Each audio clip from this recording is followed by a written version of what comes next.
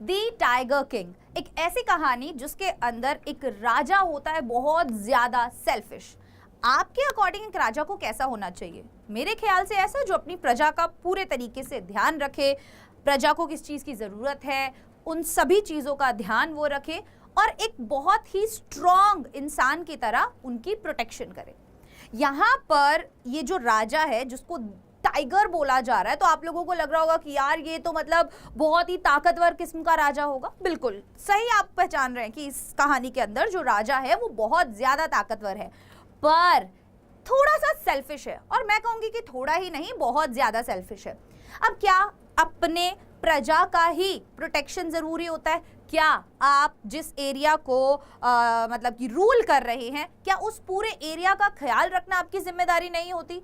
क्या आप लोग अगर केवल पावर में हैं तो आप कुछ भी कर सकते हैं? ऐसी बहुत सारी चीजें आपको इस चैप्टर से समझ में आएंगी। क्या जानवरों की कोई जिंदगी की कीमत नहीं होती?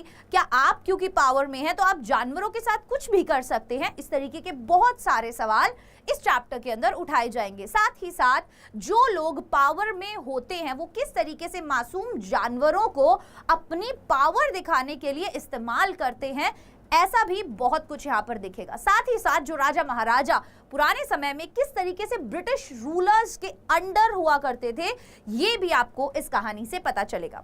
हेलो एवरीवन, मेरा नाम है Bhumika Chauhan. The tiger king class आज यहाँ पर आपके सामने होने वाली है, जिसके अंदर सबसे पहले हम जानेंगे राइटर के बारे में। कल्कि यहाँ पर पेन नेम है। पेन नेम मतलब राइटर्स जो होते हैं वो अलग नाम से अपने राइटिंग्स को या अपने लेखों को पब्लिश करते हैं। यहाँ पर हमारे जो राइटर है उनका भी पेन नेम कल्कि है।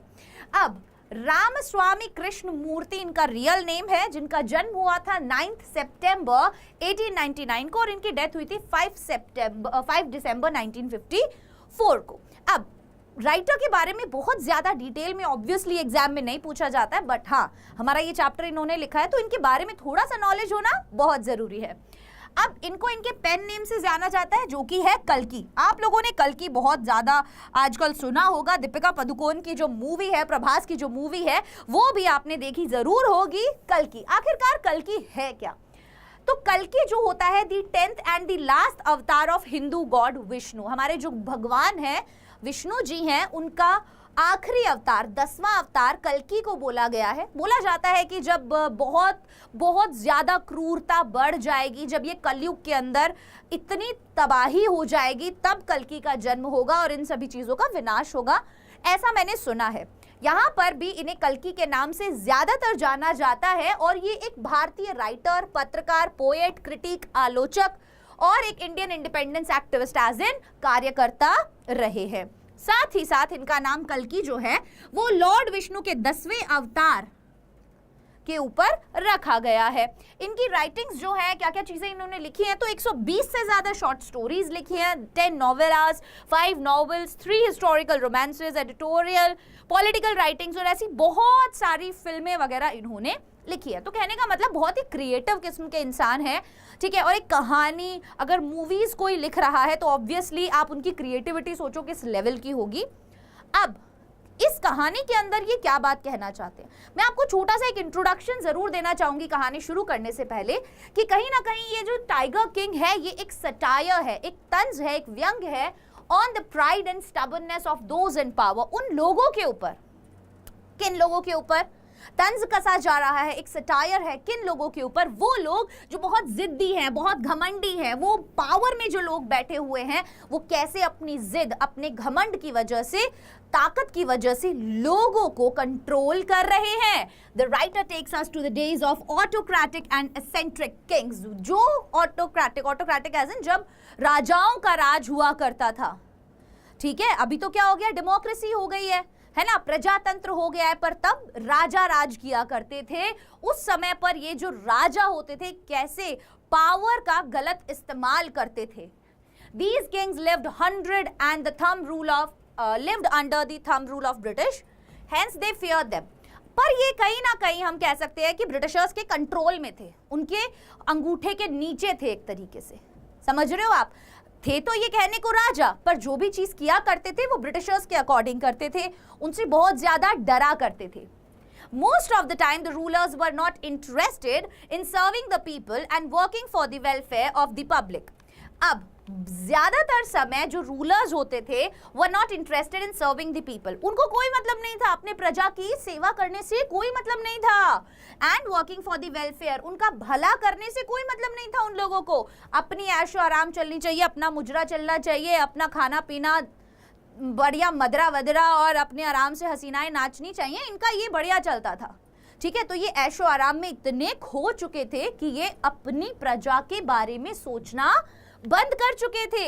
Instead they spend their time in foolish pursuits, बेकार की चीजों में, बेवकूफाना चीजों में अपना समय बर्बाद करते थे. अपनी ताकत दिखाने के लिए शिकार पर जाते थे, मासूम जानवरों का शिकार करते थे.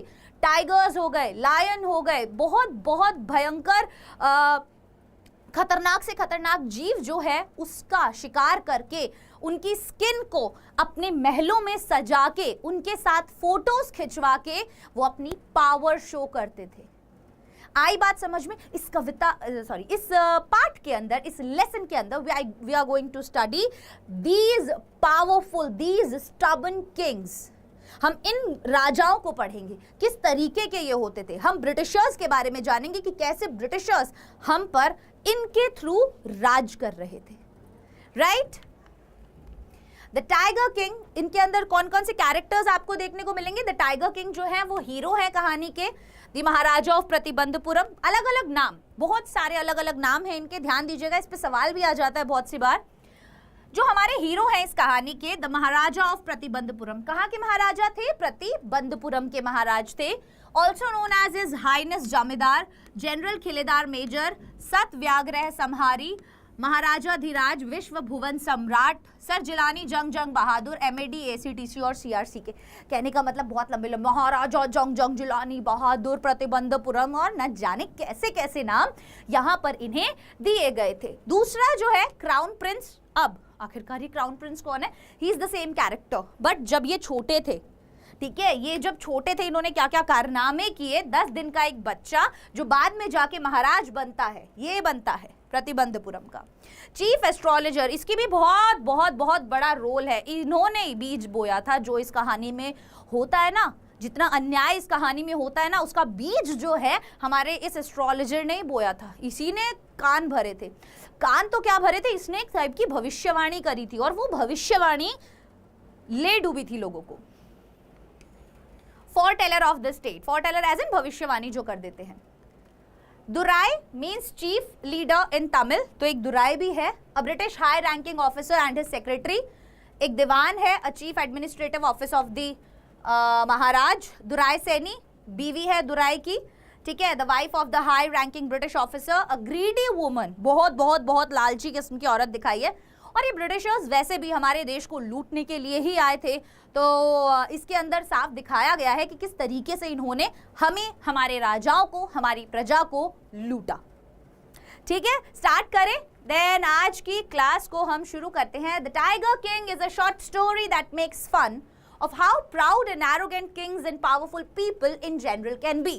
तो ये जो कहानी है ये कहीं ना कहीं मजाक उड़ाती है या एक तरीके से हंसती है उन लोगों पर जो कि बहुत घमंडी हैं, एरोगेंट है, राजा हैं, पावरफुल लोग हैं, ठीक है. उनके ऊपर बेसिकली ये एक तरीके की मौकरी है. It also highlights the mistreatment of animals and urges people to take action to protect tigers which are in danger of disappearing. So basically ये जो कहानी है ये हाईलाइट करती है, ये जोर देगी, ये प्रभाव डालती है, ये लाइट डालती है किस चीज़ के ऊपर? उन लोगों के ऊपर. To take action, हमें उन लोगों पर एक्शन लेना चाहिए. किन पर? जो मिसट्रीट करते हैं एनिमल्स को, ठीक है. साथ ही साथ हमें प्रोटेक्ट करना चाहिए टाइगर्स को जो कि कहीं ना कहीं खतरे में है, एक्सटिंक्ट होने वाले हैं, वो विलुप्त होने वाले हैं, वो खत्म होने वाले हैं, वो इन राजाओं की वजह से, इनकी जिद, इनके घमंड, इनकी एरोगेंस की वजह से. राइट? कल की बिगिंस द स्टोरी, कल की कहानी की शुरुआत करते हैं विद अ ह्यूमरस नोट, एक हास्यजनक बात से. टेलिंग द रीडर्स, लोगों को ये बताते हुए, पाठकों को ये बताते हुए that the tiger king whom he is about to introduce is already dead. बोले स्टार्ट पता है कैसे होती है कहानी? कहानी के अंदर वो शुरुआत में ऐसे बोलते हैं कि आज मैं आपको एक ऐसे राजा की कहानी बताने जा रहा हूं जो मर चुका है। अब कहाना मतलब एक राजा की कहानी सुनेंगे तो हमें तो पहले ही बता दिया कि ये मर चुका है, पर रियल क्लाइमेक्स ही तो ये है, आखिरकार वो मरा तो मरा कैसे? To explain how he met his end, ये पूरी कहानी यही दिखाएगी कि आखिरकार उसका अंत आया कैसे। कल की starts with the day the king was born. तो कल की शुरुआत करते हैं कहानी की उस दिन से जब राजा का जन्म हुआ। जी हाँ, the tiger king was born as Jilani Jung Bahadur Maharaj of Pratibandapuram. इस प्रकार उनका जन्म हुआ। भाई महाराज थे, right? Astrologers predicted that the king would one day die. अब एस्ट्रोलॉजर्स जो थे उन्होंने एक तरीके की भविष्यवाणी की। क्या थी वो भविष्यवाणी? कि ये जो हुआ है ना, राजा जो हुआ है, एक दिन इसको मरना है। अब ये कोई भविष्यवाणी हुई? बताओ, नहीं ना, मरना तो एक दिन सबको है। तो 10 दिन के थे हमारे जो राजा हैं, वो 10 दिन के थे। एस्ट्रोलॉजर की ये बात सुनकर वो बोल पड़े। अब आप सोचो, अगर कोई एक 10 दिन का बच्चा बोल पड़े तो डर नहीं लगेगा? लगेगा ना। यहां पर भी यही हुआ। उन्होंने जब भविष्यवाणी की कि भाई एक दिन तुम्हें मरना है, तो एक आवाज आई ये पूछते हुए कि ढंग से बताओ, मरना तो सब कुछ है, rather than stating the obvious। stating the obvious मतलब ये तो तुम ऑब्वियस बात बता रहे हो, मैंने जन्म लिया है तो मैं मरूंगा ही, पर थोड़ा स्पेसिफिकली बताओ कि कैसे मरूंगा, तब तो मैं मानूं कि तुम भाई बढ़िया एक नंबर के एस्ट्रोलॉजर हो। Everyone was stunned to see that it was the 10-day-old Jang Bahadur who had spoken। जितने लोग वहां पे मौजूद थे ना, सबकी हालत खराब हो गई। वो 10 दिन के बच्चे को बोलता देख के पागल हो गए। उन्होंने बोला कि ये बोल कैसे पड़ा, और बोला भी तो ऐसा नहीं टैट टैट टैट टैट जैसे मेरी बेटी आजकल करती रहती है, मैं टैट टैट, ये नहीं, साफ साफ दिमाग वाली बात बोल रहा है कि एक दिन तो सबको मरना ही है। 10 दिन के बच्चे को कैसे पता है एक दिन सबको मरना है? बट यहाँ पर जब वो बोले कि कैसे मरना है वो बताओ जी, ये मत बताओ कि एक दिन सबको मरना है, तो everybody was like oh my God what just happened. The chief astrologer then announced that the Maharaja would die by a tiger। उसके बाद जो चीफ एस्ट्रोलॉजर थे उन्होंने ये घोषणा करी कि तुम्हारी जो मृत्यु होगी वो एक टाइगर की वजह से होगी। And this was the point, this was the time, this was the statement which made all the difference। सब कुछ जो हुआ वो इस स्टेटमेंट की वजह से हुआ कि तुम्हारी मौत एक टाइगर से होगी। Again the child spoke saying. तो बच्चा 10 दिन का डरा नहीं, बच्चा भी like all the tigers beware, सावधान हो जाओ सारे टाइगर्स। सोचो, तो भाई ब्रेव तो थे, नो डाउट करेजियस थे, नो डाउट, बट आगे जाके पता चलेगा कि स्टबर्न एंड सेल्फिश भी थे, जिद्दी और स्वार्थी भी थे। ये याद रखना लाइन है ना। कल की the author admits that this could be a rumour. अब ये लोग बताते हैं ऐसा, ठीक है, कल की साथ साथ ये भी बोलते हैं कि ये एक तरीके की अफवाह हो सकती है, पर वहां पर ये अफवाह बहुत फैली हुई थी। But it did match what happened later. पर ये अफवाह मैच करती है उस बात से जो इसके बाद हुआ। क्या हुआ इसके बाद? At the age of 20, Jilani Jung Bahadur became the king। अब 20 साल के होने तक का तो वेट करेंगे। जब वो 20 साल के हुए तो उनको राजा बना दिया गया। और जैसे ही उन्हें इस प्रेडिक्शन का पता चला, पता है जब वो 10 दिन के थे ना, तब ये प्रेडिक्शन हुई, उसके बाद ऐसा कुछ नहीं हुआ, ठीक है, उसके बाद कोई चमत्कार नहीं हुआ। उनकी परवरिश बहुत अच्छे से की गई, जैसे ब्रिटिशर्स जो थे उन लोगों की परवरिश होती है वैसे की गई। इंग्लिश नानी थी, इंग्लिश काऊ का दूध पीते थे, इंग्लिश मूवीज देखते थे, इंग्लिश टीचर पढ़ाता था। तो ये चीज दर्शाती है कि कैसे हम उनके कल्चर से बहुत ज्यादा इन्फ्लुएंस थे, अभी भी हैं कहीं ना कहीं। आप देखिएगा वेस्टर्न कल्चर से आज की जनरेशन बहुत ज्यादा इन्फ्लुएंस है। He proudly told the chief astrologer about this। अब जैसे ही उन्हें अपनी इस प्रेडिक्शन के बारे में 20 साल के जब वो थे तो पता चला, तो भाई साहब वो अपने पहले टाइगर के शिकार पर चले गए और जाके उन्होंने एक टाइगर मार दिया और अपने एस्ट्रोलॉजर को बुलावा भेजा कि देख तूने बोला था मेरी डेथ एक टाइगर की वजह से होगी, ये रहा तेरा टाइगर। झूठी थी तेरी एस्ट्रोलॉजी। पर He proudly told the chief astrologer about this. बहुत गर्व के साथ उन्होंने ये बात उसको बताई, only to find out that it would be the 100th tiger. पर इससे उन्हें क्या पता चला? एस्ट्रोलॉजर बोला मैं अपनी चोटी कटवा लूंगा, अपनी किताबों में आग लगा दूंगा, मैं इंश्योरेंस कंपनी में जाके काम करने लग जाऊंगा, अगर मेरी भविष्यवाणी गलत निकली तुम्हारी मौत 100वें टाइगर से होगी। अब ठीक है भाई, उसने बोला तुम्हारी मौत किससे होगी? 100वें टाइगर से होगी। तो बाकी 99 टाइगर से तो तुम्हें कोई खतरा नहीं है ना, ठीक है, तो मत मारो भाई 99 टाइगर, दूर रहो टाइगर से, ये भी तो पॉसिबल है। 100वां टाइगर मारेगा ना तुम्हें, तो 99 तो नहीं मारेंगे। That would lead to his downfall. बोले तेरा तो 100वां टाइगर से ही तेरा डाउनफॉल स्टार्ट होएगा लाइफ का। अब राजा जी तो दिल पे ले गए, ईगो पे ले गए, उन्होंने लगा ये तो चैलेंज दे दिया मुझे। Seeing this as a challenge, the king declared that only he had the right to hunt tigers in his kingdom. तो उन्होंने क्या किया? बोले मेरे अलावा मेरे पूरे साम्राज्य में कोई इंसान टाइगर्स को हाथ नहीं लगाएगा। प्रतिबंधपुरम में जितने टाइगर्स हैं उन पे सिर्फ मेरा हक है और मैं ही उन्हें हंट करूंगा। ठीक है, राजा की बात को कौन टाल सकता है? और बोल दिया कि अगर किसी ने ऐसा कुछ किया, ठीक है, तो उसकी मतलब सारी संपत्ति वगैरह सब छीन ली जाएगी और सब कुछ। Over the next 10 years, he killed 70 tigers. अगले 10 साल में 70 टाइगर्स उन्होंने मारे। Can you imagine? सिर्फ बेफालतू में उन टाइगर्स को मारा गया। They were doing nothing. They were doing no harm to the king, right? But 99वां टाइगर हार्म करता ना, बेचारे 99 टाइगर्स का क्या कसूर था? तुम मत जाते उनके पास, दूर रहते उनसे, तुम तो राजा हो। ऐसा तो था नहीं 199 टाइगर एक साथ तुम्हारे ऊपर हमला कर देंगे, right? Some easily and others after a fight. So उसने 70 टाइगर मारे, कई बहुत आसानी से, कई बहुत मुश्किलों से भी उनके साथ उनका सामना हुआ, निहत्था भी उन्होंने उनको मारा। तो ऑब्वियसली ब्रेव बहुत थे, ताकतवर बहुत थे, बट जिद्दी भी बहुत थे, but he did manage to kill them all. पर 70 के 70 टाइगर मारे उन्होंने खुद से।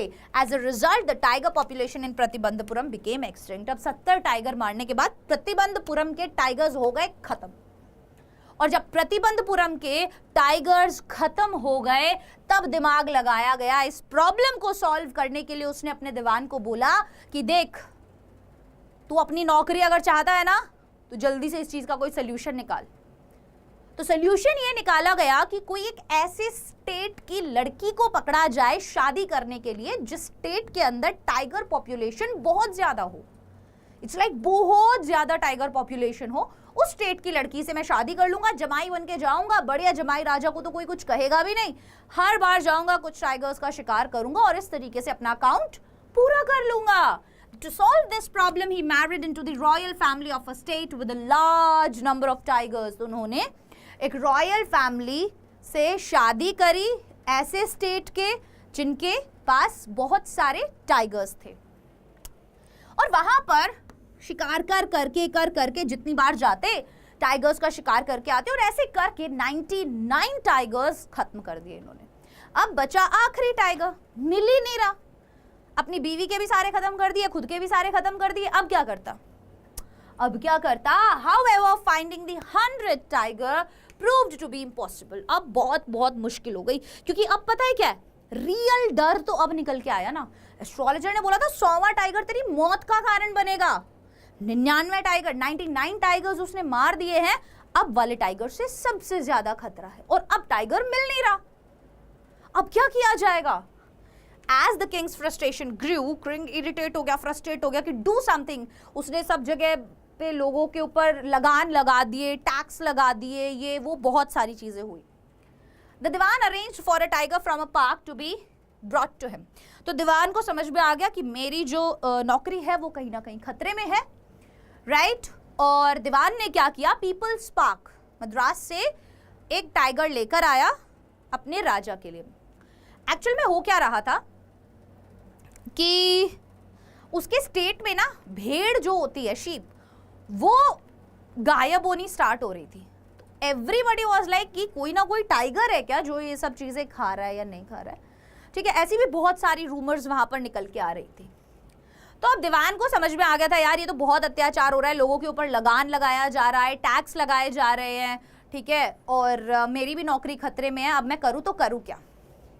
इसी बीच पता है जब ये टाइगर्स वगैरह मारे जा रहे थे और ये सब चीजें हो रही थी, तो एक ब्रिटिशर हाई रैंकिंग ऑफिसर वो बोलता है कि मुझे टाइगर मारने हैं। और राजा ने क्या बोल दिया था कि मेरे एरिया में तो मैं किसी को भी टाइगर नहीं मारने दूंगा, सारे टाइगर्स मेरे हैं।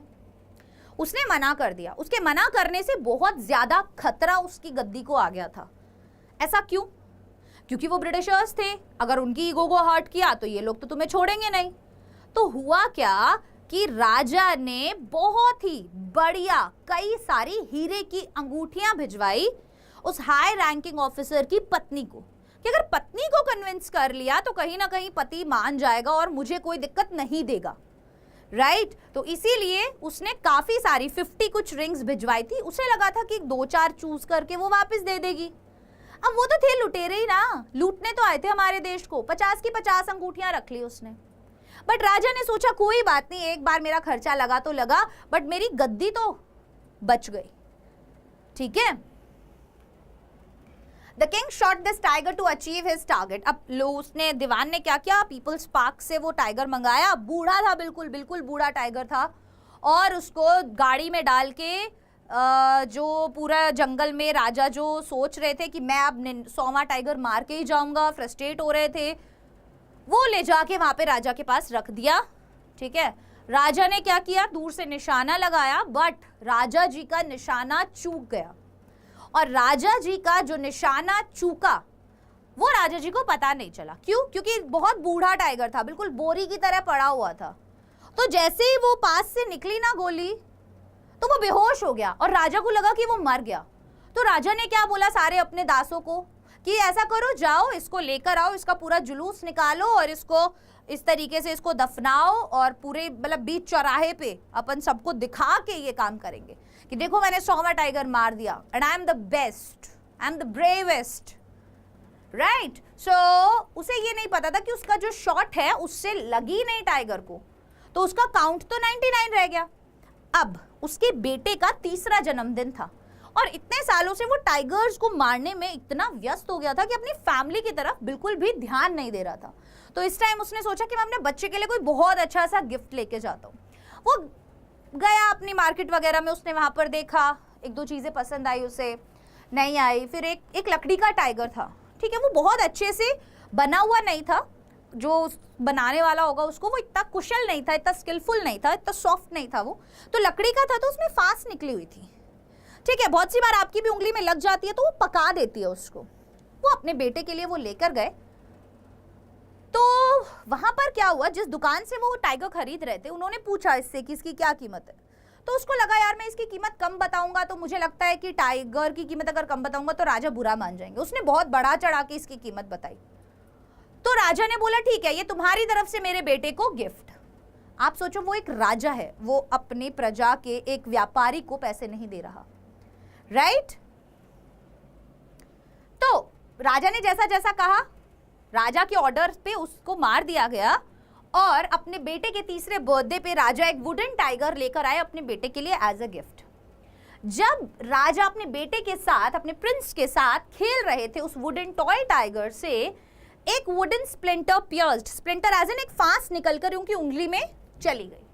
और राजा ने इतना ध्यान नहीं दिया। जो इंसान टाइगर से लड़ सकता है वो इतनी छोटी सी चीज पर ध्यान कैसे देगा, वो नहीं देगा उस पर ध्यान।